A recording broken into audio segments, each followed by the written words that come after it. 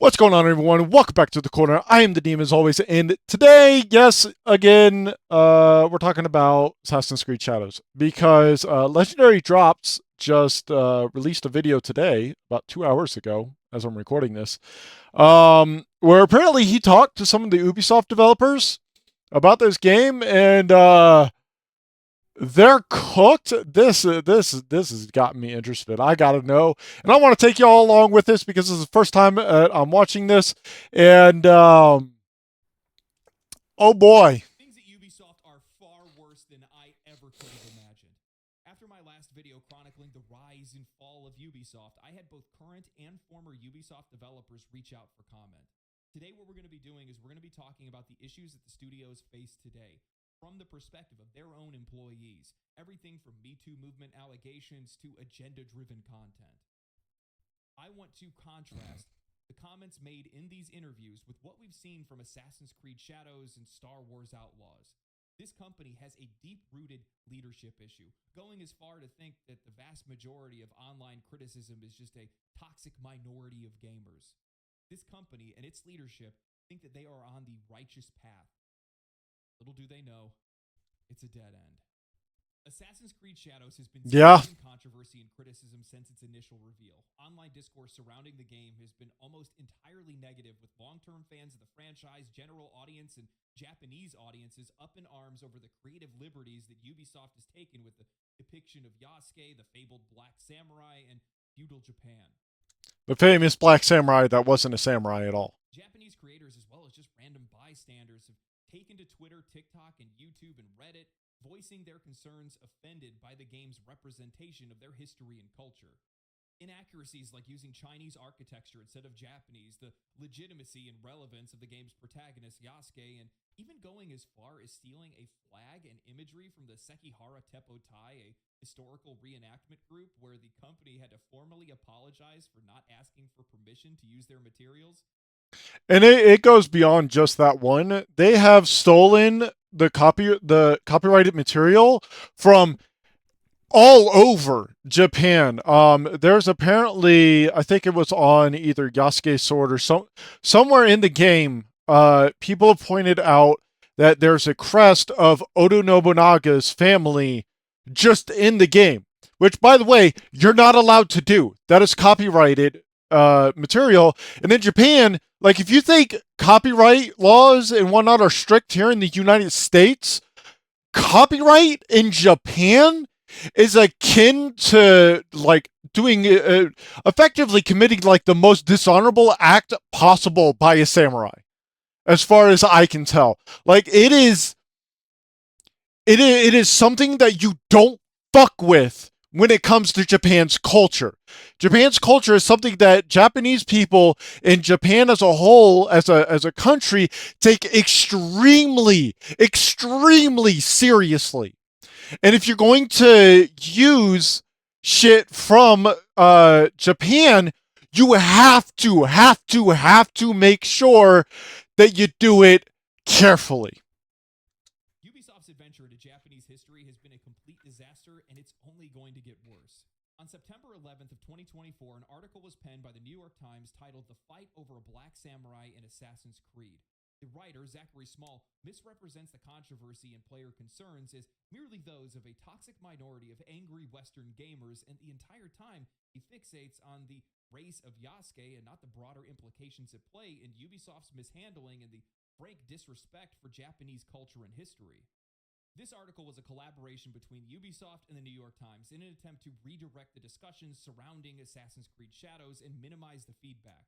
The writer spoke with Kazuma Hashimoto, a consultant and translator for the games industry, later to be found out to be an employee of Sweet Baby Incorporated that did consultant work for Ubisoft. Hashimoto claimed that it was people in the West who were upset with seeing Yasuke as a samurai, and that many of the online negative comments were written in Japanese, appeared to be roughly translated from English.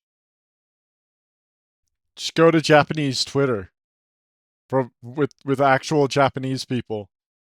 This guy is a fucking joke. Kazuma Hashimoto, he's a fucking joke. Effectively Holy shit. the increasingly loud and valid concerns of the Japanese, asserting that it's all made up outrage. nothing more than the gamers' war against DEI or inclusivity in video games. I find it all too poetic and predictable for a AAA publisher to brush off player concerns and use their connections in the media to try to steer public discourse and sentiment into a favorable direction. All of these claims made by the New York Times, as well as other writers, are patently false. You can see the criticisms of Ubisoft's recent releases and the future release in Assassin's Creed Shadows everywhere. It's impossible to ignore. Videos and promotional material ratioed by dislikes and comments in mass numbers. Videos like mine and many others reaching widespread appeal because we have that many people that agree or share similar opinions. With that said, I couldn't imagine that it was possible for anyone to ignore this level of feedback, and Ubisoft has to be seeing it. So I spoke with a few developers from Ubisoft to shed some light on these issues. I started off by asking how Ubisoft internalizes and discusses general criticism from players and the rest of the industry, whether that's its repetitive design, agenda-driven content, or predictable games. They responded saying, at a high level, they rarely talk about it. At a project level, they brush it off as toxic gamer talk. As Asmongold correctly pointed out in a video of his, Ubisoft is filled with toxic positivity that prevents any growth. Yeah. I then asked, what about the Japanese? And that is fueled by the DEI consultants of you're not allowed to say anything negative about this game no matter what. It doesn't matter if you disagree with any of the story elements. It doesn't matter if you disagree with fucking this. You're not allowed to say that. You're not allowed to talk about it. You're not allowed to say goddamn anything. And if you do, you're a part of the toxic crowd. You're a part of what's wrong with gaming. Japanese community's backlash over Assassin's Creed Shadows. It's obvious that they haven't done their research, and even the smallest details are going to be noticed by a culture that's as proud as the Japanese. They responded by saying that the criticisms haven't been talked about, and they've only issued demands that we mustn't engage with discussion on that topic publicly. Yeah. And the reason why that I'm gonna keep pausing. This is just what I do. The reason why they have this policy of you're not allowed to engage with it or anything is because of the toxic positivity. Because if they engage with it, then that means that the developers are acknowledging that the game is trash and has a whole bunch of cultural flaws and stolen cultural references, and that they aren't actually doing any amount of research, because if they were, this shit would never exist. Meaning everything that we've set up into this point, all the criticism that we've had over the years for Ubisoft games, even that of the industry itself, has fallen on deaf ears. I don't know if it's sad or if it's somewhat, it's somewhat cathartic to have that validated. I mean, it's the main complaint that the vast majority of gamers have had over the years, which is that these companies aren't listening to us. And in this case, I have developers that are telling me, yeah, they're not listening to you.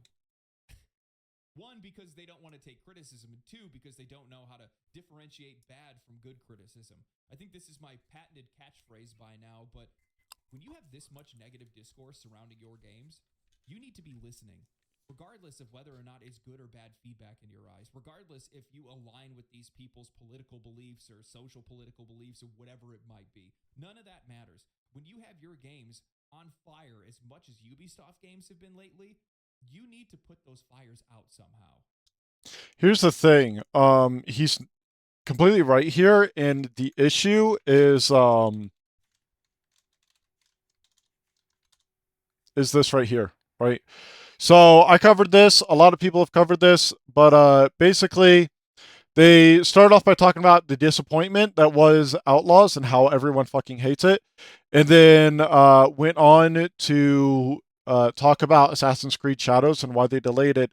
But down here towards the bottom, right, um, they say that their objective is not to endorse a specific agenda, and that their mission has always been to entertain players and enrich their lives with the original and memorable experiences that resonate with the general audience, or with the global audience. But this is entirely false because of the fact that Assassin's Creed Shadow even exists. The fact that Yasuke is the main character, and the fact that they're actively ignoring player feedback. If their goal was always to never push an agenda and to listen to player feedback, Assassin's Creed Shadow wouldn't exist. And the only way that you can do that is by listening to them and implementing whatever feedback you possibly can into your games to make them better. Regardless, the other thing is, I'm sorry. I am sick of, I am disgusted by the blatant, feigned virtue over how much they care about Japanese culture and history. I'm They sorry. don't care. You are bastardizing Japanese culture and history for profit. That's what you're trying to do here. You're not trying to make a Yes. history piece. We know that. It's loosely based on, very loosely based on Japanese culture and history. Look at you guys. You put out a Torigate figurine, a half Torigate figurine with your characters on it without knowing the cultural relevance of the half Torigate after Hiroshima and Nagasaki. Do you have And keep in mind, they said that they did research for this game, that they studied Japanese culture. any idea what that means to these people? What's wrong with you? At the end of the day, it all comes down to leadership. When you look at Ubisoft's messaging, the lackluster delivery of titles like X Defiant and Star Wars Outlaws, the inaccuracies and screw ups with Assassin's Creed Shadows, you see a developer that has no clear plan or vision for what players want, what good games look like, or how to even do their job. I took the time to talk to the Ubisoft developers about workplace culture, about the initiative that they've taken for diversity hiring, and what happens behind the scenes at Ubisoft. And it's wild to see how accurate some of the assumptions that have been made by myself and others. Now, continuing my conversation with one of the developers, I want. And just to hit on that point, the reason why our assumptions are correct is because it's written on the walls. Unlike these high level executives who only see money and only talk to stock investors and shareholders, the players don't care about their profits. They don't care how much money the company makes. They want a good game. And in order for them to get a good game, they need developers who actually want to play or want to not just play the game, but want to actually work on the game actively. A lot of these developers working on Assassin's Creed Shadows, working on Concord, working on Star Wars Outlaws, they don't want to work on these games. They want to make games. And there's a difference between these two. And there's a difference that a lot of people don't seem to understand. The difference between wanting to make a game, a specific game, and wanting to work on a specific game, right? Wanting to make a game, a lot of people want to make a game. Not a lot of people want to work on Assassin's Creed Shadows. Not a lot of people want to work on Concord. They want to make a game, but they do not want to work on these games, right? And because they don't want to work on these games, they make crappy games. The best example I can give of developers that want to work on a game and want to make a game in the same vein is GGG, Path of Exile. The developers want to work on this game because they play the game, right? And they want to create this game because they want players to enjoy this game, because they are the player. They want to enjoy playing this game. And if a developer does not want to enjoy playing this game, does not enjoy working on this game, they are not going to want to make this game. Wanted to find more about the workplace structure and management. And seeing as though the company has had initiatives that have been put in place to make the workplace a little bit more diverse, I asked, what benefits have you seen? Is there more diversity in thought, or is it creating a more one-sided environment? They said that so far the initiative hasn't had any impact on the team that I'm a part of. However, it's clear that some topics are taboo. What happened is now that people end up in a meeting with HR for trivial stuff, not adding smiley faces to a message or adding an exclamation point at the end of a message because some people are reporting it for harassment. One of the things That is wild. that Ubisoft Oh my god, hang on. Sorry about that. had some controversy during the Me Too period, letting go of a manager in high positions, and some left on their own because they knew they'd be discovered. I then asked, what was the impact of this in the workplace? They responded by saying the editorial direction and overall mindset shifted from the boys' club to safe content. Reaching for plain characters like Kay and Star Wars is a perfect example of this. The idea to have beautiful characters such as Baldur's Gate or Uncharted is met with distrust. The developer shared sentiment saying that safe content also leads to limited opportunities on the gameplay side. Even for Star Wars, we had to work with Disney, which would have shut down most attempts at depicting a true criminal underworld with cruelty and drama. One of the constraints for Kay is that she must never punch down. For us in space levels, it meant that civilian ships couldn't be hurt at any point by the player, for example. That's wild. So that means that it's not just at Ubisoft that they're being restricted and limited. That means that the people they are partnering with are restricting and limiting them even further. Like, so the idea or the idea behind the name Star Wars Outlaws is that you are an outlaw. You are working outside of the law, right? Which means you're going to do things that are cruel, vile. You are going to do things that are morally reprehensible or at the very least morally gray, right? But Disney won't even let them do that. To the point where you can't even hurt a civilian ship. What is the point in titling it Star Wars Outlaw? Title it something like Star Wars Bounties or Star Wars Bounty Hunter, right? Or Star Wars No Jedis in this. Honestly, that would have been a better name than Star Wars Outlaws because it would have been a better depiction of what is happening in the game. There are no Jedis. When you put this developer's perspective in line with the recent failures and controversies at Ubisoft or any AAA developer at this point, it all makes sense. An overcorrection in sensitivity brought on by the boys' club days that many studios experienced during their early years. As such, many games today lack the teeth and grit that players crave because those things are seen as problematic or unsafe to make in the workplace. Don't use DEI. emojis or exclamation points. You could offend someone. Holy shit. How soft have we gotten? It reminds me of the time where the Helldivers 2 community manager went on a ban spree on their Discord because players were using a throw-up emoji on furry art that was posted in their Discord. Sometimes people need to be offended. While I'm going to try to resist the pull yourself up by your bootstraps tirade, friction on some levels is necessary in life. Now, that doesn't mean that people should be allowed to openly harass others, but there are major issues that arise when you have emojis that can get you fired. This overreaction and overcorrection leads to a workplace that is actively hostile towards freedom of thought, expression, and criticism. As one of the interviewees mentioned earlier, they noticed a culture of toxic positivity.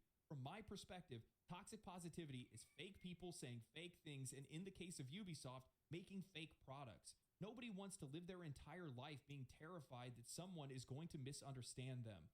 And when you're at a studio like Ubisoft and you're not even allowed to make characters attractive, otherwise it might upset people at the studio, you have a problem.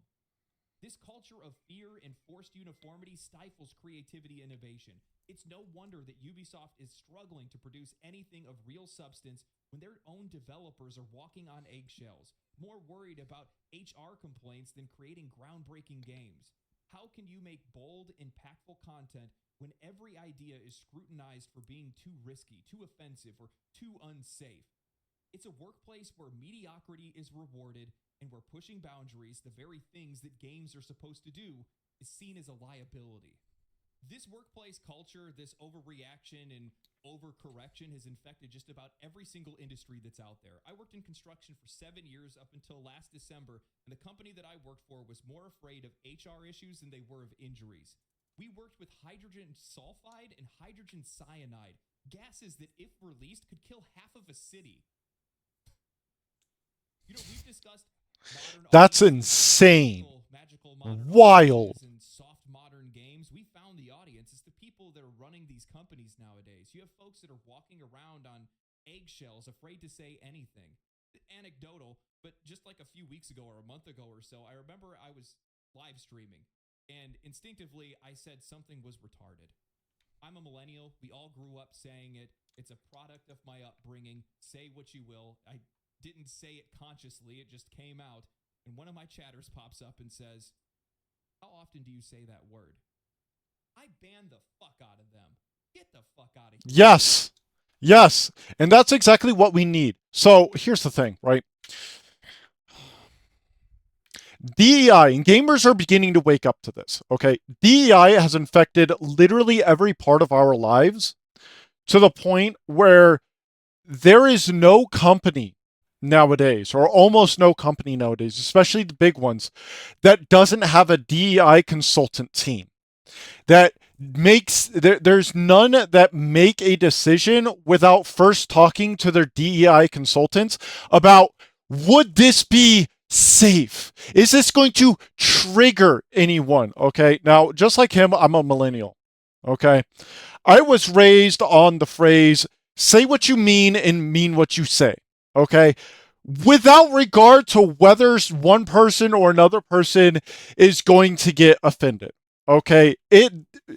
Being offended was, if you told someone when I was growing up, if you told someone that, yo, I'm offended by that, you know what happened? Everyone laughed at you because of how fucking pathetically soft you were. Okay. Because the the real world out there does not give a single flying fuck about whether you have emotions. Okay? It doesn't. It's a world that will chew you up, spit you out, pour gasoline on you, light you on fire, throw you into an ocean of oil, watch you burn to ashes, take those ashes, light them on fire, then take whatever remains, chew those up, swallow them, shit them out, and then piss on them. Okay? That's what the real world is going to do when you say that you're offended. And the reason why it's going to do that is because in the real world, shit happens that's beyond anyone's control.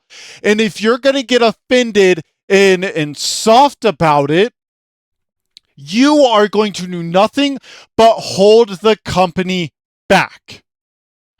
That's just the facts of the case. Are you kidding me? People that are out there that are waiting, prepared to be offended. I'm sick of it. You cannot have workplaces that are out there where every single thing that you say, you have to watch every word that comes out of your mouth. Otherwise, it could be your livelihood. And I'm not saying that you can walk around saying anything. That's not what this is. Everybody knows. I think that's the most frustrating part when you have these kind of conversations is that you know exactly what I'm talking about. You know exactly what I'm talking about. But the intellectual dishonesty around this kind of thing is just, it's fucking mind-boggling. We have workplace environments that actively work against any type of creative or constructive criticism. That's how you get games like this. This is how games and products are being ruined over time, is because nobody's allowed to criticize things properly. You have people in the workplace that are like, I don't think these characters are going to be received well by the fans, but they're not allowed to say anything about it. They can't say No, it's not hot enough, because of DEI. masculine enough. They can't say that because it's problematic to say so. Tame and safe are the antonyms of exciting and daring. Baldur's Gate 3 was exciting and daring. Star Wars Outlaws, tame and safe. Whether it's their poor job at representing Japan or the trailers of Assassin's Creed, there are clearly levels of incompetency at work. As many players have pointed out in the game trailers, the promotional materials that are meant to sell the game, you can see frame rate issues, texture issues, poor collision detection, weapons clipping through characters, and more. Controversies aside, this game doesn't look like it's ready for launch, and in fact, its developer just recently came out and canceled their appearance at Tokyo Game Show and announced that the game would be delayed until February. Along with the delay, Ubisoft CEO recently issued a memo to their employees that ended up getting leaked publicly, and it showcases just how out of touch this company is with their players. Rather than acknowledging their real missteps, they're clinging to critic scores, pointing out Star Wars Outlaws had a solid 76 on Metacritic. Oh, I Bought didn't know for. that you were trying to sell the game to game reviewers. That makes a lot of sense, seeing as though that you're completely ignoring player feedback that clearly shows that your game is hovering in mediocrity. Even worse, they believe that Black Friday sales are somehow going to magically turn things around, not realizing that no amount of discounting will make up for a product that fundamentally misses the mark and nobody's interested in. The memo reads more like a corporate spin than a genuine reflection of failure. No mention of the controversies or deeper issues that are plaguing the company. They talk about how all players want are highly polished games on launch day, when the truth is players are craving meaningful, risk-taking, authentic content, things that Ubisoft hasn't seen in decades. Even in their own memo to their own employees, they can't speak frankly about their mistakes. This sanitized messaging shows just how deeply disconnected the company is from the people that it should be listening to, the players. Interested in the perspective of the employees who received this memo, I had a few questions on their thoughts of the messaging and the leadership of the company. I asked, what has been the message from management to the staff about Ubisoft's declining sales? What do they believe is the reason behind it? They responded, the fun fact is they don't talk much about it. They mainly focus on the fact that they reached their financial objectives, which are mainly achieved Yeah. by casual player sales, not the vocal gamer minority that are sick of what you described in your video. Also, something to know is that through the years, the number of management floors has increased to ridiculous amounts. So communication is often blurry unless they come directly from HQ, and even then, it's almost entirely corpo bullshit that isn't useful in the end. Yeah, so this is something else I was talking about. How I've mentioned this a few times in several videos, but the higher up you go in management for like video games, the further disconnected from the actual video game making process you become. It's one reason why one of my teachers has just never taken these kind of promotions. It's because he got into the business to make video games, not to not make them, right?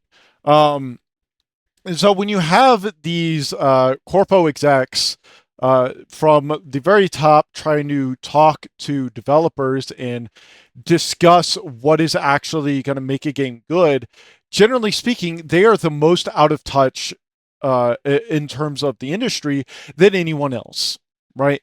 The actual developers of the games, the people who are actually making the game, making the models, the assets, the voice lines, the animations, doing the rigging, texturing things. These people are more in tune with what makes a game good versus what makes a game bad. And the reason why is because a lot of these people are people who actually play video games and who want to play these games that they are making. A lot of the game developers that are really, really good are people who actually play their own video games. And the reason why is twofold. One, because they want to play a good video game and they'd like to think that the game they're making is good. And so if they go and play their game and their game is shit, they're not going to want to play the video game, right? And the other reason that they're the ones that are good for this is because they can see directly what the player feedback actually is and whether or not it's actually legitimate, right? So the issues with saves, the issues with checkpoints, the issues with enemy AI. The developers of the games are going to be some of the first people to actually be able to experience that feedback for themselves, not the corpo execs who do not play video games. I asked another employee to verify the increase in management at the company, fearing that this is likely one of the biggest issues that's facing the company, seeing that lack of clear and creative vision. They painted a picture of a company that's not only overrun with management, that's passively aggressive about removing higher paid and talented employees while slotting in underskilled and unexperienced management at a cheaper rate. They claim that Ubisoft as an employer shows little regard for their developers. What happens in practice is that they essentially push out senior engineers, promoting junior engineers to senior roles after just a few years of experience, oftentimes with experience in just one engine. Meanwhile, experienced developers with far broader skill sets are being overlooked. This constant cycle of turnover with inexperienced leaders leads to noticeable drops in quality, with bugs appearing in their games. The passionate, dedicated developers leave, while those who are just going through the motions stay behind. This doesn't just affect the technical quality of their games, but also impacts the design and creativity. For instance, you'll find designers working on FPS mechanics who have never played an FPS game before, or engineers who don't understand how the mechanics they're building are supposed to feel. There's a lack of passion and skill across the board, and the results are obvious. That line about designers working on FPS games and leading FPS projects struck a chord with me. Not long ago, Ubisoft released X Defiant, a military shooter that was meant to compete with the likes of Call of Duty. However, since the game's release, they've lost the vast majority of their player base, with Ubisoft claiming that the game isn't dying, despite it reportedly losing 94% of its players on Xbox. That's Why has insane. X Defiant ran into so many issues? Although not Net surprising. code, hit registration, and general shooter gameplay issues.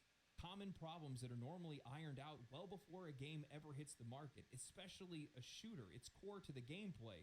If you're playing a live service shooter, all you do is shoot. That's the gameplay. But when the shooting doesn't work, you don't have a game. Ubisoft's leadership is completely disconnected from the reality of game development and player expectations. The problems stem from a bloated management structure that's prioritizing reaching financial targets through casual player sales, rather than listening to the core gaming community that's sick of their tired formulas. Even their own developers are frustrated as they watch as talented senior engineers are pushed out of the studios and inexperienced juniors are promoted far too quickly, leading to a noticeable drop in quality. It's no wonder their games are riddled with bugs and lack any real innovation. This company is more focused on appearances rather than creating meaningful, engaging content. The quality of their games doesn't matter as long as they aren't offending anyone.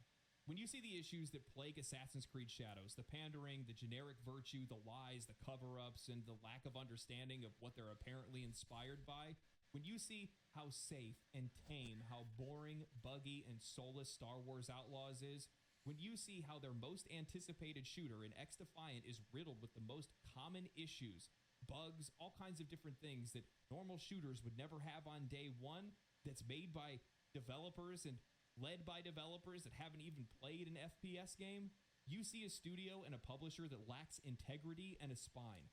Cowards in leadership roles, afraid to loosen their grip on the wheel. Developers afraid to speak out and unable to express any of their creativity. Franchises destined for obscurity. Ubisoft isn't just losing its way, it's already lost. And the only thing left is to watch it burn. You know, it's crazy to speculate about these kind of things, but it's an entirely different beast to find out what you've been believing this entire time is It's true. absolutely true. Yeah. And I want to take the time to thank the developers that reached out to me. It was daring for them to do something like that. Obviously, their identities are being kept secret for very obvious reasons. Yeah. Folks could lose their job over having these kind of discussions. But Oh, it's not just that they could, they will lose their jobs. I honestly, if and I don't think Ubisoft ever will watch Legendary drops this video, but if they ever do, I guarantee you they'd probably launch some kind of like internal investigation to try and figure out who did, and then they would fire them. If everything that is being reported is true, and that you're not allowed to say anything negative whatsoever about any game ever that they are making, it really would not surprise me if they wanted to fire these people just instantly because of that. It really wouldn't. yeah, keep in mind, what's really sad about this is that there are developers that are working at these studios that want to see things change, that want to fix things, that see these obvious issues, but they're not allowed to do anything about it. That sucks. It's something that all of us can empathize with. I'm pretty sure that anybody that's watching this video right now has likely worked with some level of management that took them in the wrong direction, and led them down the wrong path.